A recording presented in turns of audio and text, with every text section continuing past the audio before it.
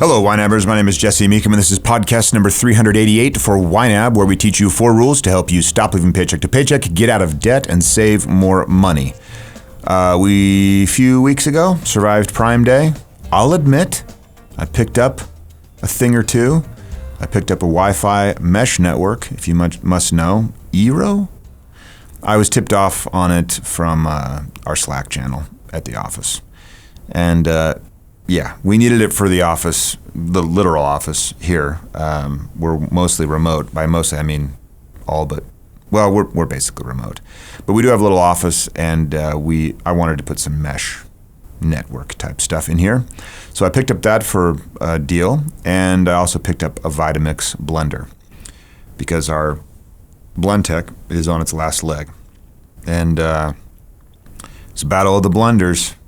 We're going back to Vitamix. We went Vitamix first, then we went to Blendtec. Now we're back to Vitamix. I don't know what that says to you, but to me it says we needed a new blender and it was time to go back to Vitamix. And I saved a couple $100 on that one using Prime Day.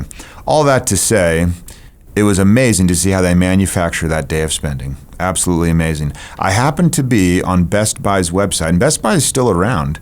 Happened to be on Best Buy's website, I think the day after the 2 days of Prime Day. And I think Prime Day is now 2 days instead of 1, which also is hilarious. And they were having a flash sale of some kind or another to, I'm sure, respond to Prime Day. It's just hilarious. It's all manufactured. It's all made up. It's all supposed to get you to purchase things immediately. Now, if you can say, I need a Vitamix. I've been wanting a Vitamix for 2 years. I'm not kidding you. Julie's been complaining about our dying Blendtec for that long. And there's something about that the Blendtec was on life support for 2 entire years after we thought it was definitely going to, go to the blender graveyard. So that's something. Something to be said about maybe it's robust engineering or something. I don't know. But it was time. So we just took advantage of Prime Day, you might say, and we quote-unquote saved some money. But I have a hard time believing that you save money anytime you buy anything, really. I just feel like there's a little bit of the whole, you just got taken, just a little. No matter what, you just got taken. Or some money was just taken, and that's that. So I'm not talking about being upgraded on, some spiffy car wash thing where you get extra unicorn grease rubbed on the bottom of the engine or whatever. I'm just talking about purchasing anything. You were taken. Something was taken. And that something was money. And I really can't shake that. A lot of the time, though, what I wanted to talk about today was this idea of just needing things immediately. And how do we curb that? I call it the immediacy bias. It's like, man, I need that now. I know people have done the list thing. I do that. I write down, it's literally called Things I Want. And it's a note in my writing app. I use an app called Bear. And Todd, our chief product officer, he tipped me off to Bear. No. It was Jacob, one of our senior support managers. I think he was the first one that told me about Bear. I think that was right. Anyway, it's a great little writing app, pretty minimalist. I enjoy it. And in that app, I have a note called Things I Want. And it's full, just full of things. And I'll look back at that list sometimes and I'll laugh at some of the things that I want. I won't delete them because I think, well, maybe I still do want that. But it's funny how questionable those things I want become. And instead of buying it, I just wrote it down, which for some strange reason scratched an itch. I don't know where that itch comes from, but it scratched it. And I found that, find that interesting every time that happens. But sometimes I do actually check something off and purchase an item from the Things I Want note. And then I can be assured that I at least want it more than I did when I first wrote it down. And I think that's important. But there's another strategy that I want to explore. And it's coming out of this idea, a budding experiment of mine that I would like to run where we don't eat out. And not because eating out is bad, although we know it is. Not because it's terribly expensive, although it is. Or totally unhealthy, but we know that it is. It's really about trying to curb this immediacy bias by requiring that I do whatever I want myself. And I know people will do DIY to save actual money. So you need a concrete slab poured to build a little shed, you might just pour that slab yourself because it will save you money, saves you labor. And, you might be pretty good at it. And of course you go on DIY.com, we'll just route you to YouTube.com, let's be honest. And there is no DIY.com. If there is, I don't know about it. Don't go there. It could be something, you don't want to see. I don't know. But YouTube.com, it was just a joke. I don't know what DIY.com actually goes to, but, YouTube, it's DIY Central. So you go to YouTube, you figure out how to pour your own slab, you do that, and you save money on the labor and whatnot. And it saves you the trouble of having to find a concrete subcontractor and have them do that.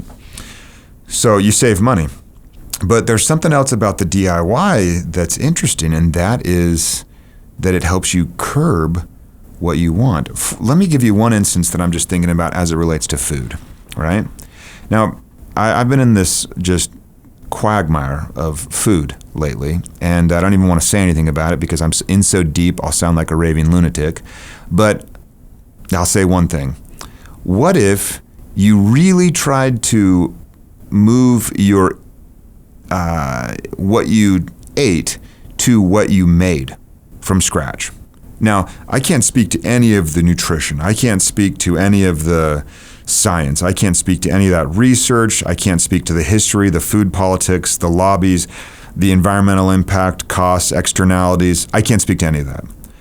All I can say is, if I wanted to get a cookie from, there's these brilliant, delicious cookies here. If I wanted to buy one of those, what if instead I said, well, no, you have to make that cookie. And so I went home and I got the flour, and maybe I even, ground my own flour for it. And then I, followed a simple recipe and made myself a cookie. It would take me a lot longer. The cookie would be better for me. I can almost guarantee it. And it would have involved a little more work on my part, a little DIY, right? And maybe that keeps me from buying the $4 cookie and instead making myself a cookie that costs, 25 cents. I haven't done the math.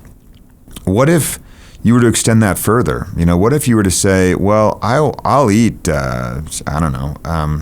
spinach, but I want to eat as much as possible spinach I grow on my own. Or this is a crazy one because I've never done this personally. I'm intrigued by it, but I'll only eat meat where I slaughter it myself, or at least go there and see it slaughtered.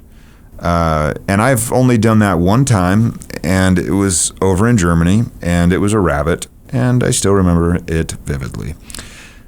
And that's DIY, and it's not to save money, it's to get rid of this immediacy bias we have. How would it curb your shopping if you started to think, well, could I make that on my own? Could I source that on my own?